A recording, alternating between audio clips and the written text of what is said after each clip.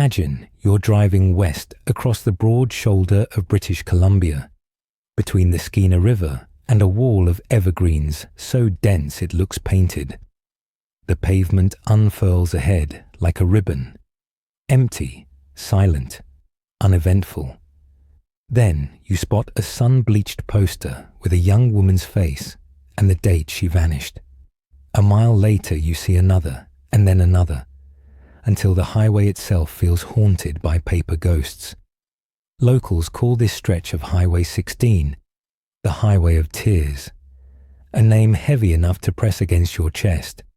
You might think, how can a modern country allow so many daughters to disappear along the same road? Tonight, you and I are going to follow that uneasy question. To understand the scale, you have to meet the women, not just count them. Take Delphine Nicole. She was 16, bright, stubborn, and in love with basketball. One spring evening in 1990, she left a payphone in Smithers after promising her mum she would be home for supper. That was the last confirmed sighting.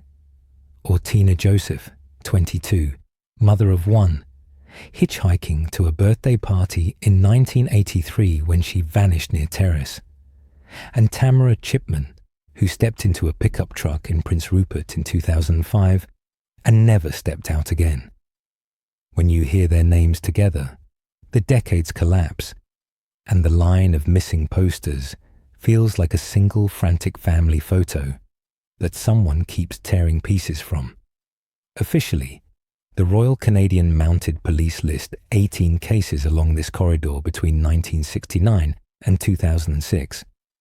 Community advocates argue the real number is closer to 80. Why the gap?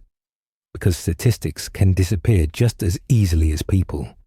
Some files were opened as runaways, some buried under the label of lifestyle choices, and some, unbelievably, never logged at all.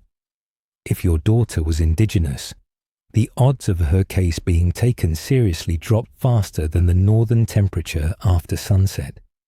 Families learned the script. Wait, worry, beg for a patrol. Hear that resources are limited. Hear that she probably just went partying. Then wait some more until the trail went cold. Geography also writes part of the story. Highway 16 slices through remote territory, where towns sit hours apart and public transit is almost mythical. For many residents, especially Indigenous women who can't afford cars, hitchhiking became a lifeline to reach work, school, or medical appointments. But every thumb extended on that roadside doubled as a vulnerability. The dense forest hides tire tracks. The Skeena River carries evidence away. Once winter snow falls, footprints vanish overnight. Predators, both animal and human, understand those truths. Picture that pattern on a digital map. Red pins bloom along the highway curve like drops of paint. At Smithers, 2 pins almost touch. Near Vanderhoof, the cluster thickens. When investigators finally layered the pins over bus schedules, liquor store hours, and logging camps, they saw how opportunity and vulnerability intersect. Night shift workers left bars at the same time students walked home from late classes. Empty gravel pullouts sat right where the forest muffles screams. A pattern is not proof, but it is a compass that points to questions no one bothered to ask earlier. Every missing pin is a life. Every overlap, a warning. When disappearances first increased in the 70s, police detachments treated each case as isolated. Different officers handled files that sometimes sat in cardboard boxes 100 miles from one another. No shared database, no coordinated timeline, no urgency. Families organized their own search parties, combing ditches with flashlights while officers advised them to stay optimistic. One mother remembers an investigator telling her to relax because her daughter would probably return when the welfare checks arrived. Imagine hearing that sentence echo across an empty highway at 2 a.m, while shine a flashlight into blackberry thickets. Bias here is not an abstract accusation. It is recorded in transcripts and policy. Until 2015, the RCMP Missing Persons Report asked whether the subject had a transient lifestyle, a box disproportionately ticked for Indigenous women, and then used to justify delays. The enduring legacy of residential schools and the 60s scoop left many families wary of law enforcement, so critical early hours were lost to mutual distrust. Meanwhile, media outlets ran 3 paragraphs on the missing Indigenous girl, but 12 pages on a lost tourist the same week. When coverage shapes resources, silence becomes lethal. A few names do surface from the shadows. Serial killer Cody Legabokov prowled northern BC in the early 2000s and was convicted of murdering 4 women, including 15-year-old Lauren Leslie. Gary Taylor Handlin later confessed to killing 12-year-old Monica Jack back in 1978. Yet even with those convictions, dozens of cases remain open. Investigators suspect multiple offenders, opportunistic rather than connected, using the same corridor like a revolving door. In practical terms, that means each mystery may require a separate key, and time keeps changing the locks. Despite the weight of grief, families have refused to be quiet.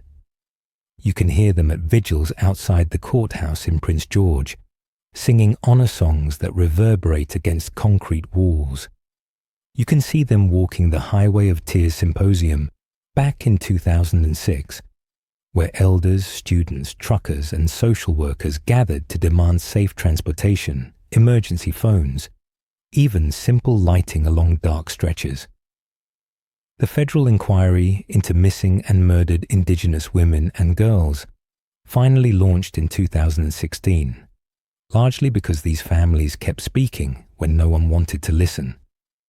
Their courage turned statistics back into stories. Out of that courage came action. The Wet'suwet'en and Carrier Sekani families introduced the Take Care of Each Other rideshare board, matching drivers with passengers to cut down on hitchhiking. Several First Nations pooled funds to operate shuttle vans between isolated villages and medical centres.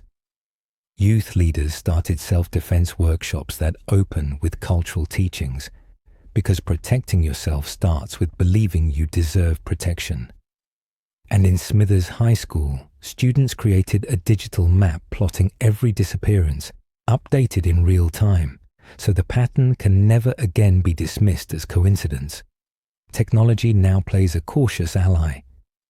Drones scan riverbanks that search parties once walked. DNA databases can re-examine evidence kept in freezers for decades. Even podcasts and social media threads, often criticized as armchair sleuthing, have resurfaced tips that police missed. The trick is making sure new tools do not replace human empathy. A database cannot hold your hand while you wait for a phone call. A trending hashtag by itself cannot escort a girl safely home from basketball practice. So where does that leave you, the listener, cruising that long stretch of imagination? It leaves you with choices. The next time a petition asking for rural bus funding appears in your feed, you can sign. When a news story reduces a woman to her last night of drinking, you can refuse that framing. If you drive Highway 16, you can offer a ride through official community boards instead of letting someone gamble with her life at the shoulder. None of these gestures feel heroic, yet together they mend the asphalt 1 mile at a time. The Highway of Tears earned its name from sorrow, but it keeps that name because people remember. Memory, in this sense, is an act of road work, filling the potholes indifference leaves behind. Delphine, Tina, Tamara, and the many others are not cautionary tales. They are daughters, sisters, aunties, mothers, athletes, artists, jokers, dreamers. Say their names out loud the next time you pass a Pine Line road, and you will feel the country grow smaller, not from fear, but from a shared promise to watch out for each other. If enough of us keep that promise, maybe one day a traveller will glide past that old sun-bleached sign and wonder why anyone ever called this beautiful ribbon of pavement the Highway of Tears.